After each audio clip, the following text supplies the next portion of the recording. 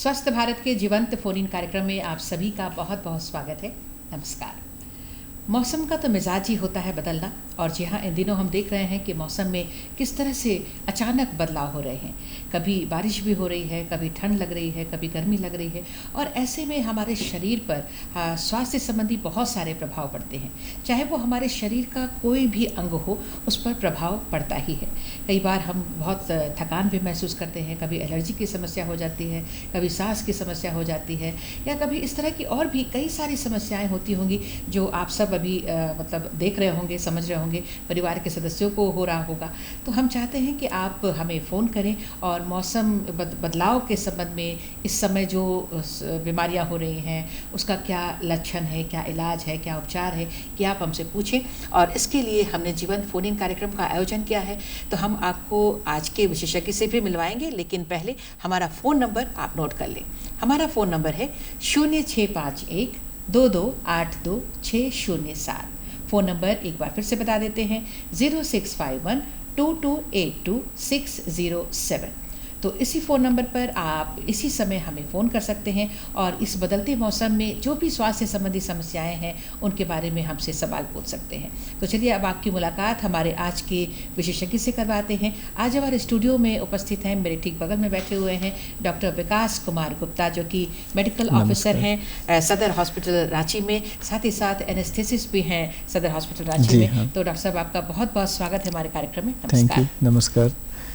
Doctor साहब, ये जो मौसम में बदलाव हो रहा है, ऐसे तो बदलते मौसम में हमेशा ही कुछ ना कुछ परेशानियां होती हैं, लेकिन इन दिनों हम देख रहे हैं, अगर हमारे झारखंड की, रांची की ही बात करें या आसपास के क्षेत्रों की बात करें, तो मौसम में बहुत ज़्यादा बदलाव देखने में आ रहा है और ऐसे में बहुत सारी परेशानियां भी आ रही हैं। तो अगर हम कॉमन परेशानियों की बात करते हैं, हमने दर्शकों को अपना फ़ोन नंबर दे ही दिया है, उम्मीद है फ़ोन करेंगे दर्शक भी, लेकिन उससे पहले मैं ही आपसे पूछती हूँ कि अगर हम कॉमनली जाएँ तो आपके पास अभी किस किस तरह के मरीज़ आते हैं? सबसे पहले हम बात करें कि हमारे भारत में खास करके हम लोग बहुत लकी हैं कि हमें डिफरेंट तरह के मौसम का लुत्फ़ उठाने का मौका मिलता है। और अभी जैसा कि अभी ठंड से हम लोग जस्ट गुजरे हैं और गर्मी आने वाली है। गर्मी ऑलमोस्ट बहुत सारे राज्यों में शुरू भी हो चुकी है, बट झारखंड खास करके रांची थोड़ा सा कूल प्लेस है, यहाँ पे थोड़ी सी गर्मी लेट से आ रही है। मैं बताना चाहूँगा कि बदलते मौसम के साथ हमारा बॉडी उस मौसम को अडेप्ट करने के लिए खुद एक्लिमेटाइज करता है, और ऐसे में बॉडी भी एफर्ट लगाता है कि हम नए मौसम में किस तरह से हम अपने आप को सुरक्षित और स्वस्थ रख सकें, अपने बॉडी के टेम्परेचर को मेंटेन कर सकें, हमारा जो बॉडी का इंटरनल जितने भी ऑर्गन्स हैं, वाइटल्स ऑर्गन्स हैं, सारे अच्छे से काम कर सके ऑप्टिमल पे। साथ ही इन सभी चीज़ों को देखते हुए भी कुछ बीमारियां तब भी हमें परेशान करती हैं बदलते मौसम के साथ। अगर हम बात करें तो जैसे जाड़े से हम गर्मी की ओर जाते हैं, तो ऐसे मौसम में सबसे पहले तो लोग थकान महसूस करते हैं। दूसरी बात है कि फिर सुस्ती लगती है, बिल्कुल सुस्त फील करते हैं, और शुरुआत यहीं से होती है। उसके बाद फिर हम देखें तो कुछ वायरल इन्फेक्शन हैं जो एवरी टाइम जब भी सीजन मौसम बदलता है तब ये परेशान करते ही करते हैं। लाइक जैसे कि आप फ्लू की बात कर लें, लास्ट टाइम पे इन्फ्लुएंजा का आउटब्रेक भी हुआ था, H3N2 का हुआ था, और काफ़ी बार स्वाइन फ्लू का भी आप सुनते होंगे, जानवरों में, पक्षियों में भी ये होता है। तो वैसे करके एक तो फ्लू हो गया, डिफरेंट टाइप के और भी वायरल इन्फेक्शन जो होते हैं। लाइक जैसे हम बच्चों में बात करें तो ये मीजल्स, चिकन पॉक्स, मम्प्स, तरह तरह के वायरल इन्फेक्शन परेशान करते हैं। बच्चों में और भी अपर रेस्पिरेटरी ट्रैक्ट का इन्फेक्शन होता है जो कि वायरल से भी अफेक्टेड होता है। कुछ मौसम बदलने से एलर्जी की वजह से भी समस्याएं आती हैं, जैसे कि रनिंग नोज, स्नीजिंग, कफ, कोल्ड फील करना, फीवर भी कभी कभी आती हैं। उसके बाद फिर हम बात करें आगे अगर, तो लाइक जैसे अभी गर्मी का सीज़न आने वाला है, तो ऐसे सीज़न में हम किस तरीके से गर्मी से अपना बचाव कर सकते हैं, गर्मी में क्या समस्याएं आ सकती है। तो सबसे पहले तो हीट स्ट्रोक की चर्चा होती है। जैसे ही गर्मी के सीजन की हम बात करते हैं तो सबसे पहले हीट स्ट्रोक की चर्चा होती है। लू लगने जैसे लू से प्रति वर्ष हमारे सरकार द्वारा इसकी एडवाइजरी जारी की जाती है। डिफरेंट हॉस्पिटल और सभी प्लेटफॉर्म से प्रचार प्रसार किया जाता है कि लू से हम कैसे बचें, हम अपने आप को कैसे बचाव करें। और उसी तरीके से जैसे डिहाइड्रेशन होता है गर्मी के दिनों में, डिहाइड्रेशन होता है, हीट एग्जॉशन होता है, और लास्ट में फाइनली जो बहुत बड़ा रूप उसका होता है, विकराल रूप, उसको हम लोग स्ट्रोक बोलते हैं, जैसे फेंट करके गिर जाना। फिर और भी जैसे गर्मी में जैसे ही गर्मी का ख्याल आता है तो लोग पानी की ओर भागते हैं। जैसे लगता है कि हमें कुछ अपने बॉडी को कूल करने के लिए हम स्विमिंग पूल का सहारा ले, नहाने के लिए नहाने का मन करता है। वैसे ही जी, साथ ही अगर ये देखें तो ठंडी चीज़ें खाने का काफ़ी इच्छा करता है। तो इन सब चीज़ों से स्विमिंग पूल में भी लोग नहाते हैं, उससे भी इन्फेक्शन एक्वायर्ड करते हैं। प्रदूषित वाटर पानी अगर प्रदूषित है तो वहाँ से हमें डायरिया होने की संभावना है, डिसेंट्री होने की संभावना है, टाइफाइड होने की संभावना है। बिल्कुल, तो बहुत सारे पॉइंट्स आपने बताए हैं, बहुत सारे मुद्दे हैं जिन पर आज हम चर्चा करेंगे। एक दर्शक हमसे जुड़ रहे हैं, उनका सवाल लेते हैं। हाँ बिल्कुल। Hello hello. हाँ जी, नमस्कार, कौन बोल रहे हैं? नमस्कार, जी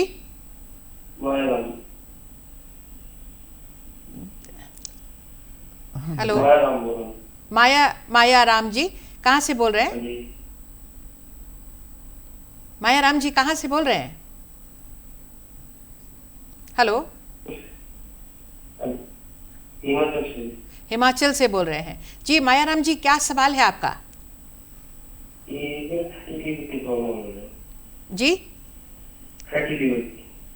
फैटी लीवर की समस्या है। हाँ देखिए माया राम जी, मैं आपको बताना चाहूँगा, फैटी लीवर की समस्या जो है वो खान पान से रिलेटेड समस्या है।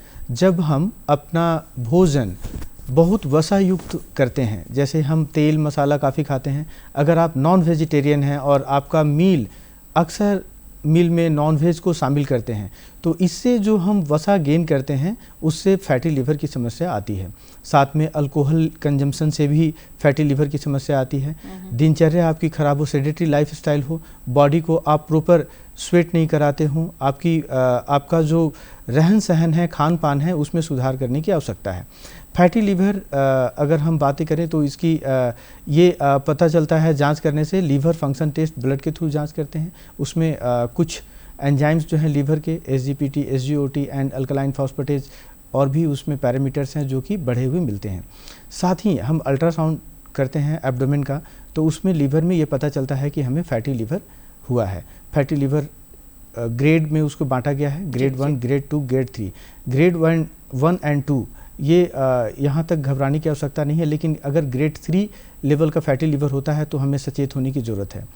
इसका इलाज संभव हो पाता है क्या? बिल्कुल, ये काफ़ी आसान तरीके से इसका हम केयर कर सकते हैं। इनफैक्ट हम अपने खान पान में बदलाव करके और जो शुद्ध शाकाहारी भोजन, साथ ही हम तेल मसाले का सेवन कम करके और दिनचर्या को सही करके फैटी लीवर से निजात पा सकते हैं। बिल्कुल बिल्कुल, और इसके लिए कई सही समुचित इलाज है। समुचित इलाज में हम लीवर के लिए बहुत सारे लीवर्स के लिए हम सपोर्टिव ट्रीटमेंट देते हैं। लीवर को हेल्प करने के लिए हम एंजाइम्स का सहारा लेते हैं। बिल्कुल, मतलब चिकित्सक से एक बार संपर्क करके इसका इलाज भी संभव हो पाता है।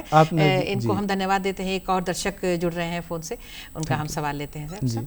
हेलो जी, नमस्कार, कौन बोल रही हैं? नमस्ते, मेरा नाम सुमन है, हम डोरंडा से बोल रहे हैं। सुमन जी, हाँ, डोरंडा से बोल रही हैं जी। हाँ, मेरा ये पूछना है कि ये सीजन में जो खांसी हो रहा है, तो वो खांसी मतलब जल्दी ठीक नहीं हो रहा है, पर अभी भी मेरा गला फंसा हुआ है। बच्चे को या बड़े सबको ये प्रॉब्लम हो रहा है। जी जी, बिल्कुल सही आपने बोला। एक्चुअली जो मौसम बदलने के साथ हम में जो परेशानियां आती हैं उसमें मोस्ट कॉमन है कफ एंड रनिंग नोज़। कफ जो होती है वो दो तरीके से होती है। एक तो कि वायरल इन्फेक्शन के थ्रू, वायरल इन्फेक्शन अगर होता है तो हमें सोर थ्रोट फील होता है, नंबर 1। नंबर 2, रनिंग नोज भी आती है और खांसी बार बार परेशान करती है। नंबर 2, एलर्जी की वजह से भी जो पहले से नॉन एलर्जिक हैं, बहुत सारे ऐसे लोग हैं जिनको पहले भी खांसी की समस्याएं हुई हैं और जब भी मौसम बदलता है वो उनको खांसी हो जाती है। उनको ये एलर्जिक कफ उनको होता है, मेनली वो ड्राई कफ होता है, नॉन प्रोडक्टिव होता है। तो वैसे मरीजों को सबसे पहले तो एलर्जी से बचने की ज़रूरत है। जिनको पहले से पता है कि वो एलर्जिक हैं और सूखी खांसी उनको पहले भी हुई है, और अगर ये पहले से नहीं है और अभी रिसेंटली उनको कफ हुआ है तो ये निश्चित तौर पे ये वायरल का इन्फेक्शन है। और वायरल इन्फेक्शन में उनको साथ में सोर थ्रोट और मे बी की साथ में रनिंग नोज भी फील कर सकते हैं, आ सकती है। उनको नज़दीकी स्वास्थ्य केंद्र पे डॉक्टर से मिलकर एक उनको सिम्टोमेटिक रिलीफ के लिए कफ सिरप एंड एलर्जी की दवाइयाँ लेने की ज़रूरत है। साथ ही जो घर में केयर कर सकते हैं उसमें से मुख्य है कि आप लाइक जैसे कि पानी शुद्ध पानी पिएं, अपनी इम्यूनिटी बूस्ट करके रखें, आप हाइड्रेटेड रखें बॉडी को, आप citrus fruits and green leafy vegetables का सेवन करें, स्टीम लें, और साथ ही बाहर जब अगर घर से बाहर निकलते हैं तो मास्क का उपयोग करें, ताकि आप दूसरे जगह से जो एलर्जेंस मिलेंगे उनसे आप बच सकें। बिल्कुल। और ये मास्क लगाने का एक और जो हमने सीखा है कोरोना के समय से, ड्यूरिंग कोविड हम लोग इसके लिए दूसरों को भी हम इन्फेक्शन दे सकते हैं, तो उससे भी इसको फैलने से हम बचा सकते हैं। हाँ, निश्चित तौर पे अगर आपको घर में अगर वायरल इन्फेक्शन किसी को हुआ है तो वो घर में बहुत ये सावधानी रखनी होगी क्योंकि सभी को, बाकी लोगों को ना हो। बिल्कुल बिल्कुल। इनका धन्यवाद करते हैं। एक और दर्शक जुड़ रहे हैं। हेलो। हेलो। हाँ जी, नमस्कार, कौन बोल रहे हैं? नमस्कार मैम, मैं अंकित कुमार बोल रहा हूँ गिरिडीह से। जी जी जी जी, सवाल करें। मुझे डॉक्टर साहब से बात करनी। हाँ हाँ जी, सवाल करिए। वेरी गुड आफ्टरनून डॉक्टर साहब। वेरी गुड आफ्टरनून, बोलिए। सर, स्विमिंग ज्वाइन करने के लिए क्या क्या प्रिकॉशन लेना चाहिए मुझे? तो आपका क्वेश्चन है कि आप स्विमिंग ज्वाइन करना चाहते हैं गर्मी के दिनों में। बहुत अच्छा सवाल है। आप एक्चुअली एथलीट हैं क्या? पहले आपने स्विमिंग की है?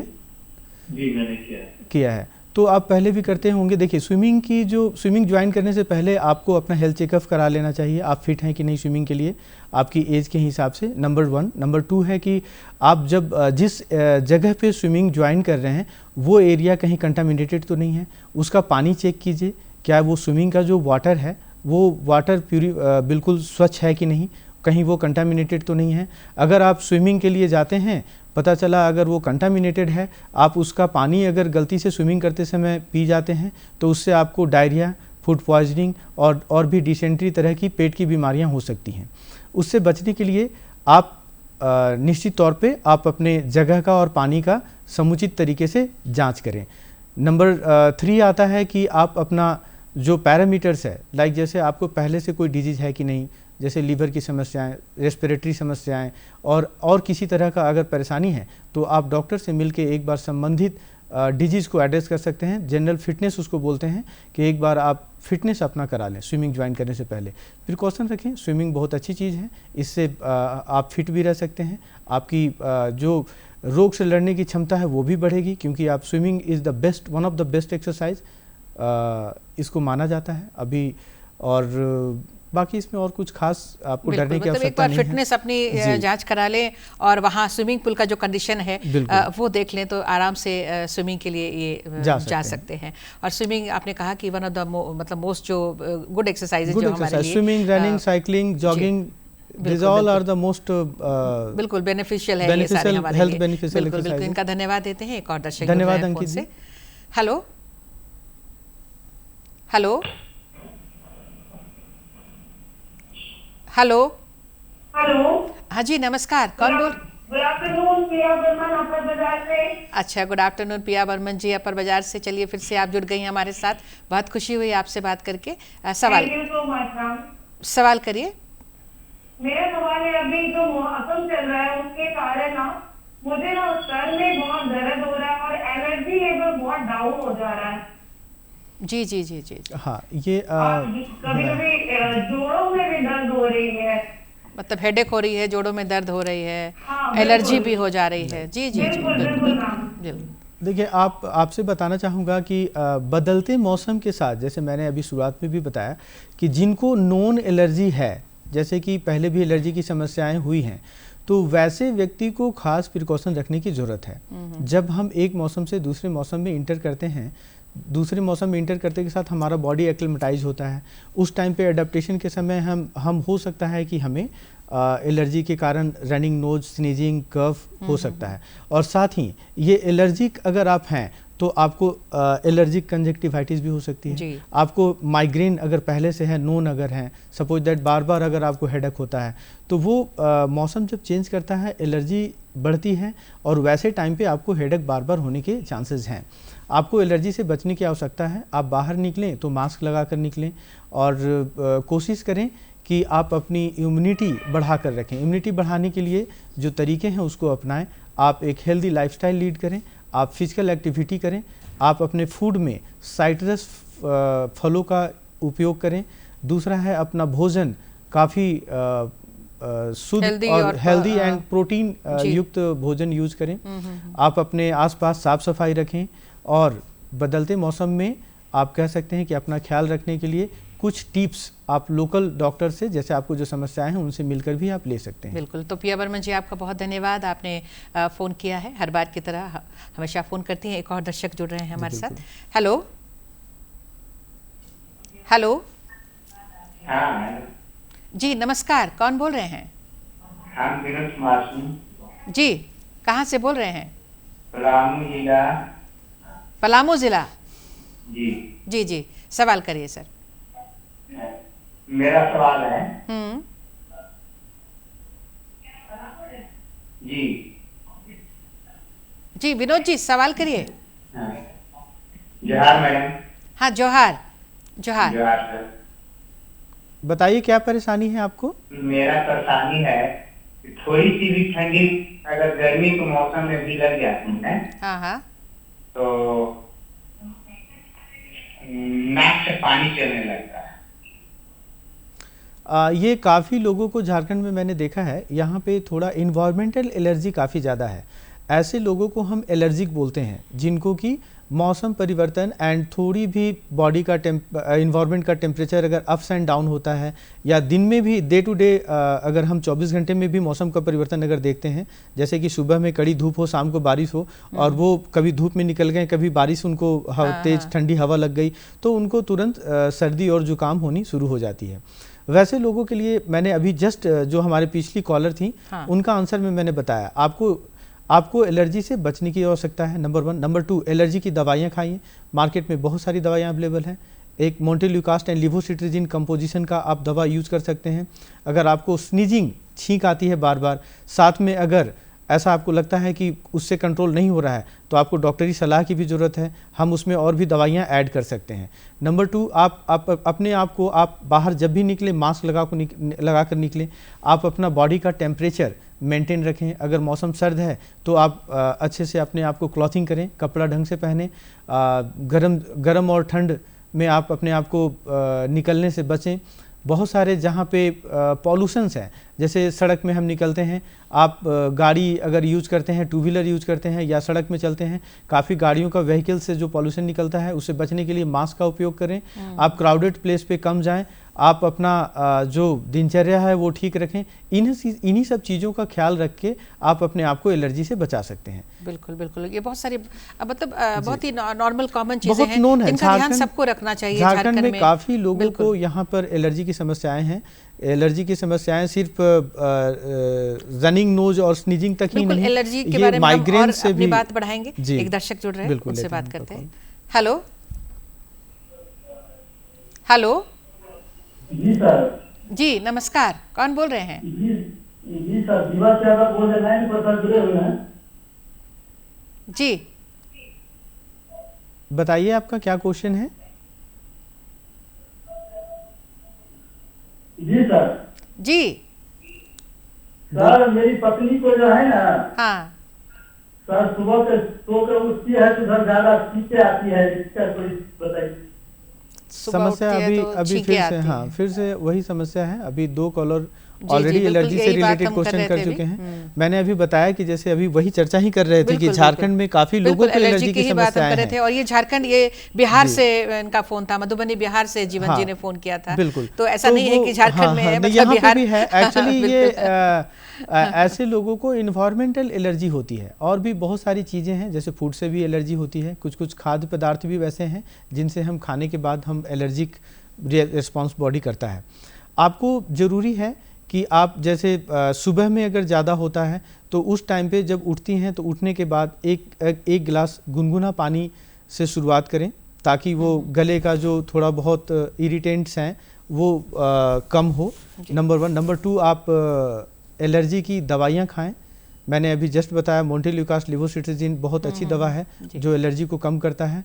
नंबर 3, आपको अगर ये थ्रू आउट, जैसे कि सालों से अगर ये समस्या है, तो आप डॉक्टर से मिलकर इसका प्रॉपर ट्रीटमेंट करवाएं। बिल्कुल। मतलब अगर बहुत लंबे समय तक इस तरह की समस्या होती है तो एक बार डॉक्टर से भी दिखा लेना चाहिए। डॉक्टर की सलाह वैसे तो बहुत जरूरी है इसमें। हाँ। हम इसमें एलर्जी की दवाइयों के साथ साथ हम रूल आउट करते हैं कि इनको किस तरह की एलर्जी है। हाँ। इनको इन्वायरमेंट से है, पॉल्यूशन से है, या फिर जो हम घर में रसोई का काम करते हैं उसकी जो खाना बनाते समय जो परेशानी होती है उसकी वजह से एलर्जी का कारण कुछ भी हो सकता है। आइडेंटिफाई करना जरूरी है, खुद पता कर सकते हैं कि एलर्जी की बात कर रहे हैं सर, तो बहुत सारी एलर्जी की बातें हो रही है। बदलते मौसम में स्किन पर भी, हमारी त्वचा पर भी बहुत ज्यादा इसका प्रभाव पड़ता है। जैसे इन्फेक्शंस जो खास करके गर्मी के दिनों में, खास करके जब हम स्वेटिंग होती है और स्वेटिंग की वजह से, वार्म एंड ह्यूमिड कंडीशन की वजह से हमारे स्किन में रैशेज होते हैं एंड वहाँ पे फंगल इन्फेक्शन होने की चांसेस बढ़ जाते हैं। बिल्कुल, ये जो रैशेज हैं और फंगल इन्फेक्शन है इसकी हम चर्चा जारी रखेंगे। एक दर्शक जुड़ रहे हैं, उनका सवाल लेते हैं। हेलो जी नमस्ते। हाँ नमस्ते, कौन बोल रहे हैं? जी मुझे सवाल पूछना था, आपका प्रोग्राम देख रहा था। बिल्कुल, सवाल पूछिएगा सर। पहले नाम जानना चाहेंगे आपका? मेहंदी हसन। मेहंदी हसन जी, कहाँ से बोल रहे हैं? जी लखनऊ।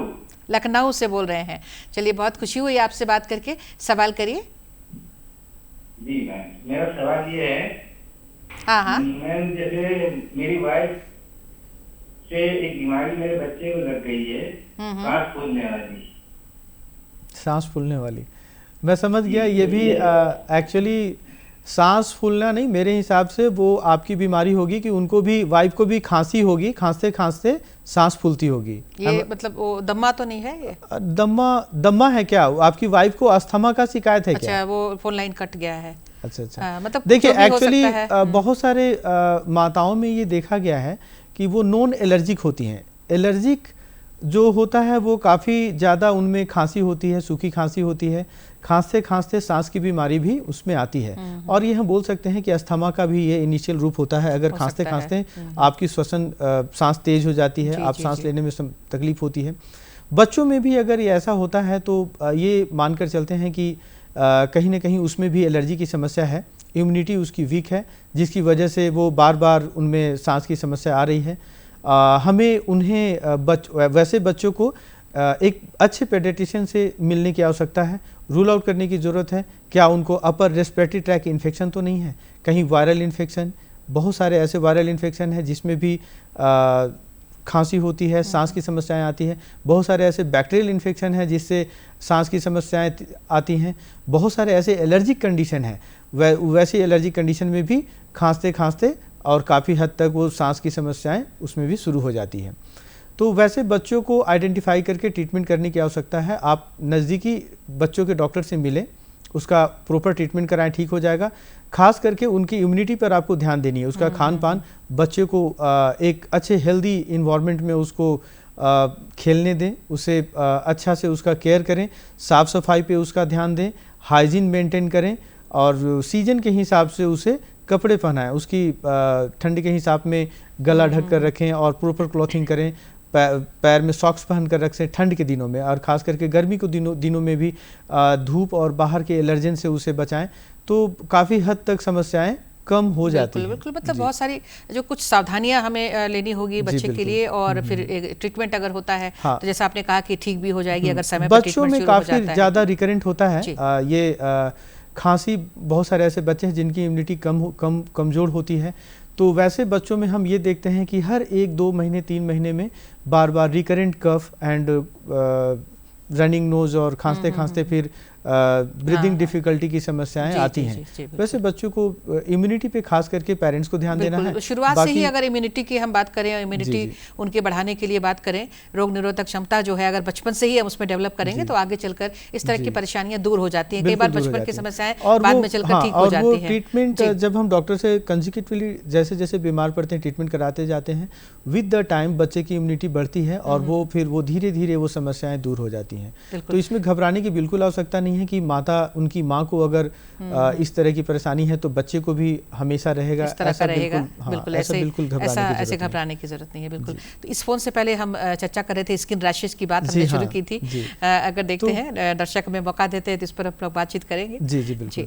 तो स्किन रैशेज की हम बात करें तो जैसे गर्मी का मौसम अभी आ रहा है, वार्म एंड ह्यूमिड कंडीशन रहता है, स्वेटिंग होती है अपने ग्रोइन रीजन में, आर्म पीट में, फंगल इन्फेक्शन होने के चांसेस बढ़ जाते हैं।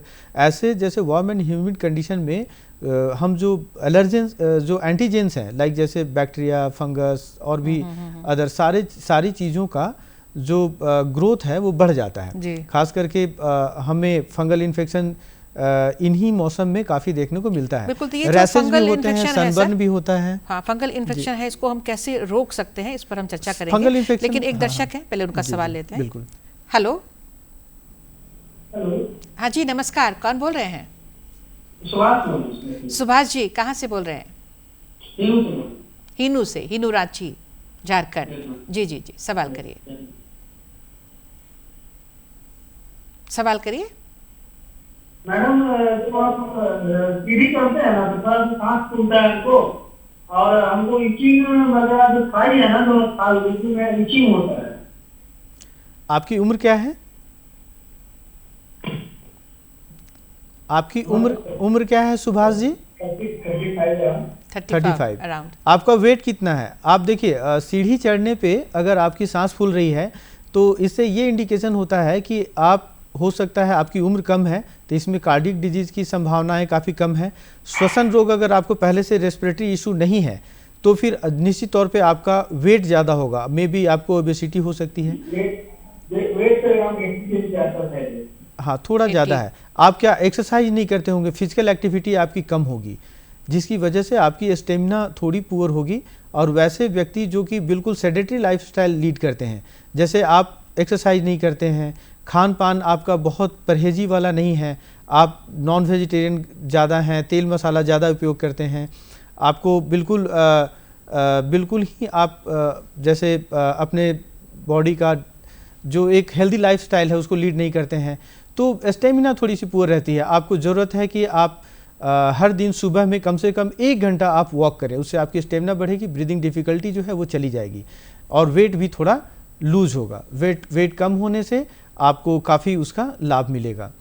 दूसरा क्वेश्चन आपने किया कि जैसे आपके थाई के बीच में इचिंग रहती है, निश्चित तौर पे आपको एक स्किन डॉक्टर से मिलना चाहिए। वो बहुत ज़रूरी है कि वो फंगल इन्फेक्शन होगा, बट उसका ट्रीटमेंट आप खुद ना करें, डॉक्टर से दिखाएं, उसका प्रॉपर जांच कराकर ट्रीटमेंट कराएं, वो ठीक हो जाएगा। बिल्कुल, ये हम लोग अभी इनका धन्यवाद करते हैं सुभाष जी का, और मुझे बिल्कुल पूछने नहीं दे रहे आपसे सवाल। नहीं, वो उसमें मैं 2 लाइन और ऐड कर। बिल्कुल, एक लास्ट कॉल हम ले सकते हैं, उसके बाद आप सर आप बताइएगा। Hello hello hello hello. हाँ जी, नमस्ते, कौन बोल रही हैं? मैं मिनी बोल रही हूँ। हाँ जी जी, कहाँ से? मैं कपड़े से बोल रही हूँ जी, सवाल करिए। मेरा सवाल है कि जब मौसम चेंज होता है तो गले में खांसी की समस्या हो जाती है, तो इसका इलाज क्या है? मैं इस क्वेश्चन का आंसर पहले भी कर चुका हूँ इसी सेशन में। मैंने बोला कि ये बदलते मौसम के साथ आइदर वो एलर्जिक आइदर वो फंगल, दोनों ही वजह से गले में खराश और आपको रनिंग नोज, छींक आ सकती है। बदलते मौसम के साथ आप अपना ख्याल रख सकते हैं। आप हेल्दी लाइफस्टाइल लीड करके अपनी इम्यूनिटी बढ़ाकर आप साइट्रस फ्रूट्स का यूज़ करें। आप अपनी इम्यूनिटी को बेहतर रखने के लिए आप अपना भोजन समय पे करें, फिजिकल एक्टिविटी बढ़ाएं और बाहर निकलें जब भी तो आप एलर्जिन से बचें। जो पॉल्यूशंस है, पॉल्यूटेंट हैं, उनसे आप दूर रहें। बिल्कुल, ये तो आप इससे बच सकते हैं। पहले भी बताई है और बार-बार ये बता रहे हैं। अब समय हमें इजाजत नहीं दे रहा है कि हम दर्शकों का और सवाल ले या मैं आपसे सवाल करूं। चलते चलते सर सिर्फ 2 लाइन में अगर कुछ आप संदेश देना चाहते हो बदलते मौसम के लिए। बदलते मौसम में मैं बोलूँगा, गर्मी का सीजन आ रहा है, आप सन स्ट्रोक और हीट स्ट्रोक से बचें। आप बॉडी को डिहाइड्रेटेड रखें, आप बॉडी को खूब सारा फल और हरी साग सब्जियों का सेवन करें ताकि आप अपनी इम्यूनिटी को बूस्ट करके रख सकें। बिल्कुल, तो सर आप आए और बहुत सारे सवालों का जवाब आपने दिया है, जानकारियां दी हैं। आपका बहुत बहुत धन्यवाद आपके कीमती वक्त के लिए, आपकी जानकारियों के लिए। और आप सभी दर्शकों का भी बहुत बहुत धन्यवाद। नमस्कार।